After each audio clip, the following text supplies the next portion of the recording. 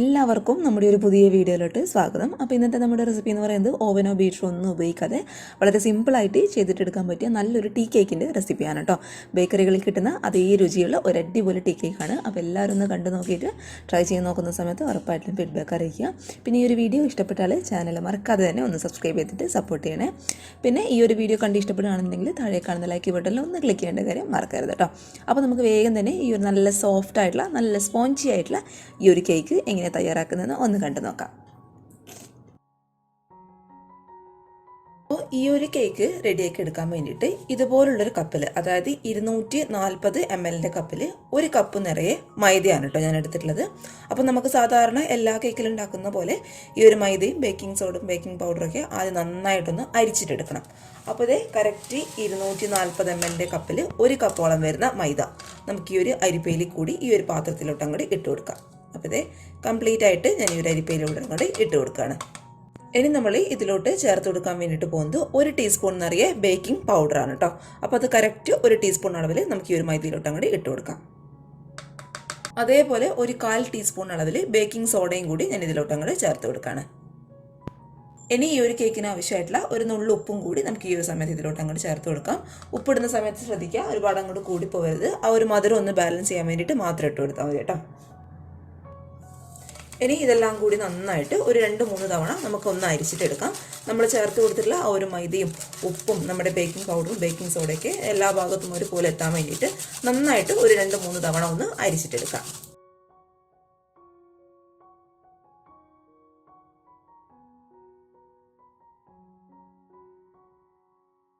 അപ്പോൾ ഇതെല്ലാം കൂടി നന്നായിട്ട് അരിച്ചെടുത്തു കഴിഞ്ഞാൽ പിന്നെ ഇത് നമുക്കങ്ങ് മാറ്റി വെച്ചേക്കാം. ഈ ഒരു കേക്കിന് ആവശ്യമായിട്ടുള്ള പഞ്ചസാര നന്നായിട്ടൊന്ന് പൊടിച്ചിട്ടെടുക്കാം കേട്ടോ.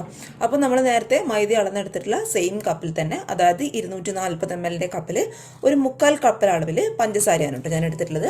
അത് നമുക്ക് നല്ല ക്ലീൻ ആയിട്ടുള്ള ഒരു മിക്സിയുടെ ജാറിലോട്ട് ഇട്ട് കൊടുക്കാം. അപ്പോൾ മിക്സിയുടെ ജാർ എടുക്കുന്ന സമയത്ത് പ്രത്യേക ഒരു കാര്യം ശ്രദ്ധിക്കാം, നല്ല ക്ലീൻ ആയിരിക്കണം, ഒരു തരി പോലും വെള്ളം ഉണ്ടാകാൻ പാടില്ല. അപ്പോൾ ഇത് നന്നായിട്ട് നല്ല ഫൈൻ പൗഡറായിട്ട് നമുക്ക് ആദ്യം ഒന്ന് പൊടിച്ചിട്ടെടുക്കാം. ഫൈൻ പൗഡറായിട്ട് പൊടിച്ചെടുത്തിട്ടുള്ള പഞ്ചസാര ഇനി നമുക്ക് മറ്റൊരു പാത്രത്തിലോട്ട് അങ്ങോട്ട് മാറ്റി കൊടുക്കാം കേട്ടോ.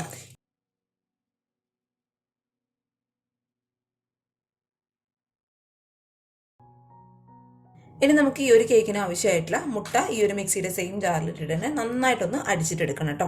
ഇത് നിങ്ങളുടെ കയ്യിൽ ഹാൻഡ് ബീറ്റർ ഉണ്ടെന്നുണ്ടെങ്കിൽ ഹാൻഡ് ബീറ്റർ എടുത്തോളൂ. ഇനി ഹാൻഡ് ബീറ്റർ ഇല്ലാത്തവർ ഇതുപോലെ മിക്സിയുടെ ജാർ എടുത്തിട്ട് മുട്ട അതിലോട്ടിട്ട് നന്നായിട്ട് അടിച്ചിട്ടെടുക്കാം. അപ്പോൾ മുട്ട എന്ന് പറയുന്നത് ഒരിക്കലും തണുപ്പുള്ള മുട്ട എടുക്കാൻ വേണ്ടിയിട്ട് പാടില്ല കേട്ടോ. ഫ്രിഡ്ജിൽ വെച്ചിട്ടുള്ള മുട്ടയാണെന്നുണ്ടെങ്കിൽ അതിൻ്റെ തണുപ്പൊക്കെ കംപ്ലീറ്റ് ആയിട്ട് മാറി അത് റൂം ടെമ്പറേച്ചറിലേക്ക് മാറ്റുക. അതിനുശേഷം മാത്രം കേക്കിൽ ഉപയോഗിക്കുക കേട്ടോ. ഈ ഒരു കേക്കിലെന്നല്ല, ഏത് കേക്കിലും നമ്മൾ ഒരിക്കലും തണുപ്പുള്ള മുട്ട ഉപയോഗിക്കാൻ വേണ്ടിയിട്ട് പാടില്ല. അപ്പോൾ ഇത് റൂം ടെമ്പറേച്ചറിലുള്ള 2 കോഴിമുട്ട നമുക്ക് ഒരു മിക്സിയുടെ ജാറിലോട്ട് പൊട്ടിച്ചിട്ട് അങ്ങോട്ട് ഒഴിച്ചു കൊടുക്കാം.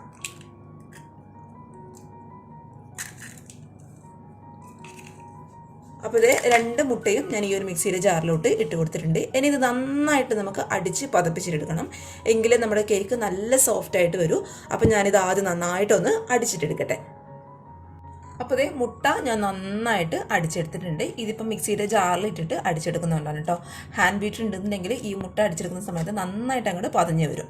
അപ്പോൾ ഹാൻഡ് ബീറ്റർ ഉള്ളവർ ഹാൻഡ് ബീറ്റർ ഉപയോഗിക്കുക, ഇല്ലാത്തവർ നേരത്തെ പറഞ്ഞവർ ഇതുപോലെ മിക്സിയുടെ ജാർ ഉപയോഗിച്ചാലും മതി. ഇനി നമ്മൾ നേരത്തെ പൊടിച്ച് വെച്ചിട്ടുള്ള പഞ്ചസാര നമുക്ക് ഈ ഒരു അടിച്ചെടുത്തിട്ടുള്ള മിക്സിയുടെ ജാറിലോട്ട് അങ്ങോട്ട് ചേർത്ത് കൊടുക്കാം കേട്ടോ. ഇനി ഇത് രണ്ടും കൂടി ചേർത്തിട്ട് നമുക്ക് നന്നായിട്ടൊന്ന് വീണ്ടും അടിച്ചെടുക്കണം. അപ്പോൾ അത് പഞ്ചസാര കംപ്ലീറ്റ് ആയിട്ട് ഞാൻ ഈ ഒരു ജാറിലോട്ട് അങ്ങോട്ട് ചേർത്ത് കൊടുക്കുകയാണ്. ഇനി ഇത് രണ്ടും കൂടി നമുക്ക് വീണ്ടും നന്നായിട്ടൊന്ന് അടിച്ചിട്ടെടുക്കാം. അപ്പോൾ പഞ്ചസാരയും മുട്ടയും ചേർത്തിട്ട് ഞാൻ നന്നായിട്ട് അടിച്ചെടുത്തിട്ടുണ്ട്. ഇനി നമ്മൾ ഇതിലോട്ട് ചേർത്ത് കൊടുക്കാൻ വേണ്ടി പോകുന്നത് നമ്മൾ നേരത്തെ എടുത്തിട്ടുള്ള അതേ ഒരു സെയിം കപ്പിൽ തന്നെ 1/4 കപ്പോളം വരുന്ന ഓയിലാണ് കേട്ടോ. അപ്പോൾ ഏത് വെജിറ്റബിൾ ഓയിൽ വേണമെന്നെങ്കിലും നിങ്ങൾക്ക് ഉപയോഗിക്കാം. ഞാനിപ്പോൾ ഇവിടെ എടുത്തിട്ടുള്ളത് സൺഫ്ലവർ ഓയിലാണ് കേട്ടോ. വെളിച്ചെണ്ണയൊന്നും എടുത്ത് ഉപയോഗിക്കാൻ പാടില്ല. ആ ഒരു കേക്കിൻ്റെ ടെക്സ്ചറും മണവും രുചിയും ഒക്കെ ആകെ മൊത്തം അങ്ങോട്ട് മാറും. അപ്പോൾ 1/4 കപ്പ് അളവിൽ ഓയിലും കൂടി നമുക്ക് ഇതിലോട്ട് ഇട്ടിട്ട് ഒന്ന് അടിച്ചെടുക്കാം. അടിച്ചെടുക്കുന്ന സമയത്ത് പ്രത്യേക ഒരു കാര്യം ശ്രദ്ധിക്കാം, നമ്മൾ ഇതുവരെ അടിച്ചെടുത്ത പോലെ ഒരുപാട് സമയം ഇട്ടിട്ട് അടിച്ചെടുക്കാൻ പാടില്ല കേട്ടോ. ജസ്റ്റ് ഒരു സെക്കൻഡ് അല്ല 1-2 സെക്കൻഡ് ഒന്ന് വിപ്പ് ചെയ്തെടുത്താലും മാത്രം മതി കേട്ടോ. ഓയിലിട്ടിട്ട് നമ്മൾ ഒരുപാട് സമയം അങ്ങ് അടിച്ചെടുക്കുന്ന സമയത്ത് നമ്മുടെ കേക്ക് ഹാർഡായി പോകാനുള്ള ചാൻസ് ഉണ്ട്. അതുകൊണ്ട് ഒരു 1-2 സെക്കൻഡ് മാത്രം ജസ്റ്റ് ഒന്ന് വിപ്പ് ചെയ്തെടുത്താൽ മാത്രം മതി. അടിച്ചെടുത്തിട്ടുള്ള ഈ ഒരു മിക്സ് നമുക്കിതുപോലുള്ളൊരു വലിയ പാത്രത്തിലോട്ട് അങ്ങ് മാറ്റി കൊടുക്കാം.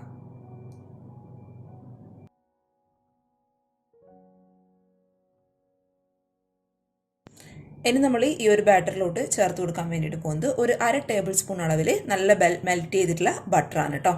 ബട്ടർ നമ്മൾ ചേർത്ത് കൊടുക്കുന്ന സമയത്ത് പ്രത്യേകം ഒരു കാര്യം ശ്രദ്ധിക്കുക, ഒരിക്കലും നല്ല ടൈറ്റായിട്ട് അതായത് ഫ്രീസ് ആയിരിക്കുന്നതിന് ബട്ടർ ചേർത്ത് കൊടുക്കരുത്. നന്നായിട്ട് ഇതുപോലെ മെൽറ്റ് ചെയ്തിട്ട് വേണം നമ്മൾ ഈ ഒരു ബാറ്ററിലോട്ട് ബട്ടർ ചേർത്ത് കൊടുക്കാൻ വേണ്ടിയിട്ട്. ഇനി ഈ ഒരു കേക്കിന് നല്ലൊരു ഫ്ലേവറിന് വേണ്ടിയിട്ട് ഞാനിവിടെ ചേർത്ത് കൊടുക്കുന്നത് വാനില എസൻസും അതേപോലെ പൈനാപ്പിൾ എസൻസും ആണ് കേട്ടോ. നിങ്ങളുടെ കയ്യിൽ പൈനാപ്പിൾ എസൻസ് ഇല്ലാന്നുണ്ടെങ്കിൽ കുഴപ്പമൊന്നുമില്ല, വാനില എസൻസ് മാത്രം ചേർത്ത് കൊടുത്താലും മതി. ഇനി ഇത് രണ്ടും ഇല്ലെങ്കിലും കുഴപ്പമില്ല, ഒരു നുള്ളിൽ ഏലക്ക പൊടിച്ചത് ചേർത്ത് കൊടുത്താൽ മതി കേട്ടോ. പക്ഷേ വാനില എസൻസ് കയ്യിലുണ്ടെന്നുണ്ടെങ്കിൽ എന്തായാലും ചേർത്ത് കൊടുക്കാം കേട്ടോ, അത് നമ്മുടെ കേക്കിന് നല്ലൊരു ഫ്ലേവർ കൊടുക്കും. പിന്നെ ഞാൻ പൈനാപ്പിൾ എസൻസ് ചേർക്കാനുള്ള കാരണം എന്ന് വെച്ചാൽ ചില ബേക്കറികളിൽ നമ്മൾ ടീ കേക്ക് കഴിക്കുന്ന സമയത്ത് ചെറുതായിട്ട് ആ ഒരു പൈനാപ്പിൾ എസൻസിൻ്റെ ആ ഒരു ചെറുതായിട്ട് ആ ഒരു പൈനാപ്പിളിൻ്റെ ഫ്ലേവർ ഉണ്ടാവും. അപ്പോൾ അത് കറക്റ്റായിട്ട് കിട്ടാൻ വേണ്ടിയിട്ടാണ് ഞാൻ പൈനാപ്പിൾ എസൻസ് ചേർത്ത് കൊടുക്കുന്നത്. അപ്പോൾ ഒരു 1/2 ടീസ്പൂൺ അളവിൽ അല്ലെങ്കിൽ ഒരു 3/4 ടീസ്പൂൺ അളവിൽ വാനില എസൻസും അതേപോലെ ഒരു 1/4 ടീസ്പൂൺ അളവിൽ പൈനാപ്പിൾ എസൻസും നമുക്ക് ഈ ഒരു ബാറ്ററിലോട്ട് അങ്ങ് ചേർത്ത് കൊടുത്തേക്കാം. അപ്പോൾ അതേ ഒരു 3/4 ടീസ്പൂൺ അളവിൽ വാനില എസൻസ് ഞാൻ ഈ ഒരു ബാറ്ററിലോട്ട് ഒഴിച്ചു കൊടുക്കുകയാണ്. അതേപോലെ ഒരു 1/4 ടീസ്പൂൺ അതായത് ഒരു ഡ്രോപ്പ് മാത്രം മതി കേട്ടോ പൈനാപ്പിൾ എസൻസ് എന്ന് പറയുന്നത്. കാരണം അത് നല്ല സ്ട്രോങ് ആയിട്ടുള്ള സാധനമാണ്. ഒരു നുള്ളു ചേർത്ത് കൊടുത്താൽ തന്നെ കേക്കിന് നല്ലൊരു ഫ്ലേവറും നല്ലൊരു മണമൊക്കെ ആയിരിക്കും. ഒരുപാടായി കഴിഞ്ഞാൽ നമുക്ക് കേക്ക് കഴിക്കാൻ പറ്റാത്ത അവസ്ഥയാകും. അതുകൊണ്ട് ഒരു ഡ്രോപ്പ് മാത്രം മതി. ഇനി ഇതിലോട്ട് ഒരു 1/2 ഗ്ലാസ് ഇളം ചൂടുള്ള പാലാണ് കേട്ടോ ഞാൻ ഒഴിച്ചു കൊടുക്കുന്നത്. ഒരുപാട് ചൂടുണ്ടാകാൻ പാടില്ല, നമുക്ക് കൈയൊക്കെ കുത്താൻ പാകത്തിലുള്ള ഇളം ചൂട് മാത്രം. അപ്പോൾ അതൊരു 1/2 ഗ്ലാസ് പാൽ നമുക്ക് ഇതിലോട്ടൊന്ന് ഒഴിച്ചു കൊടുക്കാം. ഇനി ഇതെല്ലാം കൂടി നമുക്ക് നന്നായിട്ടൊന്ന് മിക്സ് ചെയ്തിട്ട് എടുക്കാം കേട്ടോ. അതിനുശേഷം മാത്രം പൊടികൾ ചേർത്ത് കൊടുക്കാം. അപ്പോൾ അതിന് മുന്നേ ആദ്യം നന്നായിട്ടൊന്ന് മിക്സ് ചെയ്തിട്ട് കൊടുക്കാം.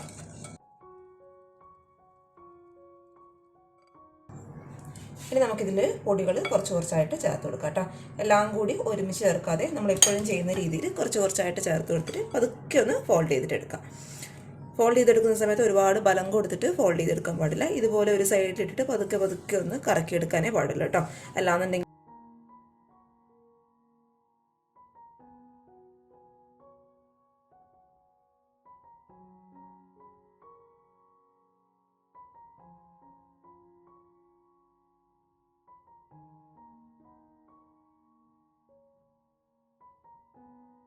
ഇനി അവസാനമായിട്ട് ഈ ഒരു കേക്ക് ബാറ്ററിലോട്ട് ഒരു 1/2 ടീസ്പൂൺ അളവിൽ നമ്മുടെ വിനാഗിരിയാണ് കേട്ടോ. വിനാഗിരിയും കൂടി ഞാൻ ഒഴിച്ചു കൊടുക്കുകയാണ്. വിനാഗിരി ചേർക്കുന്ന സമയത്ത് നമ്മുടെ കേക്ക് നല്ല സോഫ്റ്റായിട്ട് മാറും. അതേപോലെ നമ്മൾ ചേർത്ത് കൊടുത്തിട്ടുള്ള ആ ഒരു മുട്ടയുടെ മണമൊക്കെ കംപ്ലീറ്റ് ആയിട്ട് അങ്ങോട്ട് മാറി നിൽക്കും കേട്ടോ. അപ്പോൾ കേക്കിൻ്റെ കറക്റ്റ് പരുവെന്ന് പറയുന്നത് ഇതാണ്. ഒരുപാട് അങ്ങോട്ട് ലൂസല്ല, അതേസമയം ഒരുപാട് ടൈറ്റ് ആയിട്ടിരിക്കാനും പാടില്ല. കറക്റ്റ് ഇത് ഈ ഒരു പരുവത്തിലാക്കിയിട്ട് എടുക്കാം കേട്ടോ. അപ്പോൾ നമ്മൾ റെഡിയാക്കി വെച്ചിട്ടുള്ള കംപ്ലീറ്റ് കേക്ക് ബാറ്ററും ഇതുപോലൊരു കേക്ക് ടിന്നിലോട്ട് ഞാൻ മാറ്റി കൊടുത്തിട്ടുണ്ട്. ഇനി ഇതുപോലുള്ളൊരു കേക്ക് ടിന്നില്ലെങ്കിലും കുഴപ്പമൊന്നുമില്ല, സാധാരണ ഒരു സ്റ്റീലിൻ്റെ പാത്രം എടുത്താലും മതി കേട്ടോ. പിന്നെ കേക്ക് ബാറ്റർ ഒഴിക്കുന്നതിന് മുന്നേ ഈ ഒരു കേക്ക് ടിന്നിൻ്റെ അടിയിലായിട്ട് ബട്ടർ പേപ്പർ വെച്ച് കൊടുക്കാൻ വേണ്ടിയിട്ട് പ്രത്യേകം ഒന്ന് ശ്രദ്ധിച്ചിരിക്കണേ. എന്നിട്ട് നന്നായിട്ടൊന്ന് ടാപ്പ് ചെയ്ത് കൊടുക്കുക. എന്തെങ്കിലും എയർ ബബിൾസും കാര്യങ്ങളൊക്കെ ഉണ്ടെന്നുണ്ടെങ്കിൽ അത് കംപ്ലീറ്റ് ആയിട്ട് അങ്ങോട്ട് മാറാൻ വേണ്ടിയിട്ടാണ് കേട്ടോ. അപ്പോൾ ഇതുപോലുള്ളൊരു പാത്രത്തിൽ വെച്ചിട്ടാണ് നമ്മൾ കേക്ക് ബേക്ക് ചെയ്തെടുക്കാൻ വേണ്ടിയിട്ട് പോകുന്നത്. അപ്പോൾ ഓവൻ ഇല്ലാത്തവർ ഇതുപോലുള്ളൊരു പാത്രത്തിൽ വെച്ചിട്ട് നമ്മൾ കേക്ക് ബേക്ക് ചെയ്തെടുത്താൽ മതി. അപ്പോൾ ഈ ഒരു പാത്രം ഹൈ ഫ്ലെയിമിൽ വെച്ചിട്ട് നന്നായിട്ട് അടച്ചു വെച്ച് കവർ ചെയ്തിട്ട് 10 മിനിറ്റ് പ്രീ ഹീറ്റ് ചെയ്യുക കേട്ടോ. ആദ്യം നമ്മൾ 10 മിനിറ്റ് പ്രീ ഹീറ്റ് ചെയ്യണം. അതിനുശേഷം മാത്രം നമുക്ക് കേക്ക് ടിന് ഇതിലോട്ട് അങ്ങോട്ട് ഇറക്കി വെച്ച് കൊടുക്കാം. അപ്പോൾ നന്നായിട്ട് ചൂടായിട്ടിരിക്കുന്ന പാത്രത്തിലോട്ടാണ് നമ്മൾ കേക്ക് ടിന് ഇറക്കി വെച്ച് കൊടുക്കുന്നത്. ഒരു റിങ് ഞാൻ അടിയിൽ വെച്ച് കൊടുത്തിട്ടുണ്ട്. പതുക്കെ കൈ പൊള്ളാതെ ഈ ഒരു കേക്ക് ടിന് നമുക്കിതിൻ്റെ മുകളിലോട്ടായിട്ട് ഇതുപോലെ അങ്ങോട്ട് വെച്ച് കൊടുക്കാം. ഇനി നമുക്കിത് അടച്ച് വെച്ചിട്ട് ഏറ്റവും ലോ ഫ്ലെയിമിൽ കറക്റ്റ് ഒരു 20 മുതൽ 30 മിനിറ്റ് വരെ, അതിനിടയിൽ നമ്മുടെ കേക്ക് നന്നായിട്ട് അങ്ങോട്ട് ബേക്കാവും. പിന്നെ ബേക്ക് ചെയ്യുന്ന സമയത്ത് പ്രത്യേക ഒരു കാര്യം ശ്രദ്ധിക്കുക, ഇടക്ക് വെച്ചിട്ട് ഈ ഒരു അടപ്പ് തുറന്ന് നോക്കാൻ വേണ്ടിയിട്ട് പാടില്ല കേട്ടോ. അങ്ങനെയാവുന്ന സമയത്ത് നമ്മുടെ കേക്ക് എല്ലാം കൂടി അങ്ങോട്ട് അമർന്നു പോകും, നന്നായിട്ട് പൊങ്ങി വരില്ല. അതുകൊണ്ട് നന്നായിട്ട് അടച്ചു വെച്ച് 25 മിനിറ്റ് മുതൽ ഒരു 30 മിനിറ്റ് വരെ, 20 മുതൽ 30 മിനിറ്റ് വരെ മാത്രം മതി. അപ്പോഴേക്കും നമ്മുടെ കേക്ക് നന്നായിട്ട് അങ്ങ് ബേക്കാവും. അപ്പോൾ ഏറ്റവും ലോ ഫ്ലെയിമിൽ കറക്റ്റ് 20 മുതൽ 30 മിനിറ്റ് വരെ നമുക്ക്. അപ്പോൾ ഇത് നമ്മുടെ കേക്ക് കറക്റ്റ് ഒരു 25-30 മിനിറ്റ് കൊണ്ട് നന്നായിട്ട് ഇതുപോലെ അങ്ങോട്ട് ബേക്കായിട്ട് വന്നിട്ടുണ്ട്. കറക്റ്റ് ഇത് ഈ ഒരു രീതിയിൽ എത്തിക്കിട്ടണം കേട്ടോ. എന്നിട്ട് പതുക്കെ നമുക്ക് ഇതിൻ്റെ ആ ഒരു ടോപ്പ് അങ്ങോട്ട് തുറന്നിട്ട് ഈ ഒരു കേക്ക് ടിന് ഈ ഒരു പാത്രത്തിൽ നിന്ന് അങ്ങോട്ട് എടുത്ത് മാറ്റി കൊടുക്കാം. അപ്പോൾ ഇതേ നമ്മുടെ കേക്കിൻ്റെ ചൂടൊക്കെ അത്യാവശ്യം നന്നായിട്ടൊന്ന് മാറിയിട്ടുണ്ട് കേട്ടോ. ഒരുപാട് ചൂട് മാറിയിട്ടില്ല. എന്നിട്ട് നമുക്ക് ഒരു കത്തി വെച്ചിട്ട് ഇതേ ഈ ഒരു സൈഡൊക്കെ നന്നായിട്ടൊന്ന് വെടിവെച്ച് കൊടുക്കാം കേട്ടോ. കേക്ക് പെട്ടെന്ന് ഈ ഒരു ടിന്നിൽ നിന്ന് വിട്ടു പോരാൻ വേണ്ടിയിട്ടാണ്. നന്നായിട്ട് പൊങ്ങി വന്നിട്ടുണ്ട്. കറക്റ്റ് മെഷർമെൻറ്റിലെല്ലാം എടുത്താൽ മതി. നല്ല പെർഫെക്റ്റ് ആയിട്ട് നമുക്ക് കേക്ക് ബേക്ക് ചെയ്തെടുക്കാൻ വേണ്ടിയിട്ട് പറ്റും. ഇനി പതുക്കെ നമുക്കിതൊന്ന് ഡീമോൾഡ് ചെയ്ത് നോക്കാം. അടിപൊളിയായിട്ട് നല്ല പെർഫെക്റ്റായിട്ട് നമുക്ക് കേക്ക് കിട്ടിയിട്ടുണ്ട്. ഇനി ബട്ടർ പേപ്പർ പതുക്കെ ഒന്ന് മാറ്റി കൊടുക്കാം കേട്ടോ.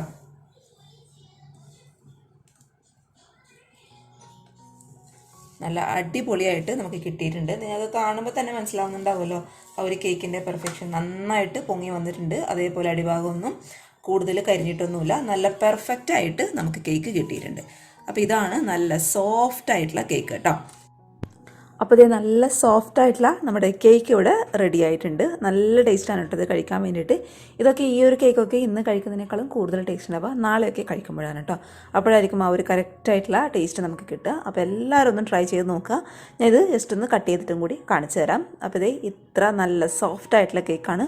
ഉള്ളൊക്കെ നിങ്ങൾക്ക് കാണുമ്പോൾ തന്നെ മനസ്സിലാവുന്നുണ്ടാവും. നല്ല അടിപൊളിയായിട്ട് വന്നിട്ടുണ്ട് കേട്ടോ. നല്ല സ്പഞ്ചി ആയിട്ടുള്ള കേക്കാണ്. അപ്പോൾ എല്ലാവരും ഒന്ന് ട്രൈ ചെയ്ത് നോക്കുന്ന സമയത്ത് ഉറപ്പായിട്ടും ഫീഡ്ബാക്ക് അറിയിക്കുക. പിന്നെ ഈ ഒരു കേക്കിൻ്റെ റെസിപ്പി ഇഷ്ടപ്പെട്ടാൽ താഴെ കാണുന്ന ലൈക്ക് ബട്ടണിൽ മറക്കാതെ ഒന്ന് ക്ലിക്ക് ചെയ്യണേ. അതേപോലെ ചാനലിൻ്റെ വീഡിയോസൊക്കെ ആദ്യമായിട്ട് ആരെങ്കിലും കാണുകയാണെന്നുണ്ടെങ്കിൽ സബ്സ്ക്രൈബ് ചെയ്തിട്ട് സപ്പോർട്ടും കൂടി ചെയ്യട്ടോ. അപ്പോൾ നാളെ ഇതിനേക്കാൾ നല്ലൊരു വീഡിയോ ആയിട്ട് കാണും വരെ thank you for watching Simnas food. By.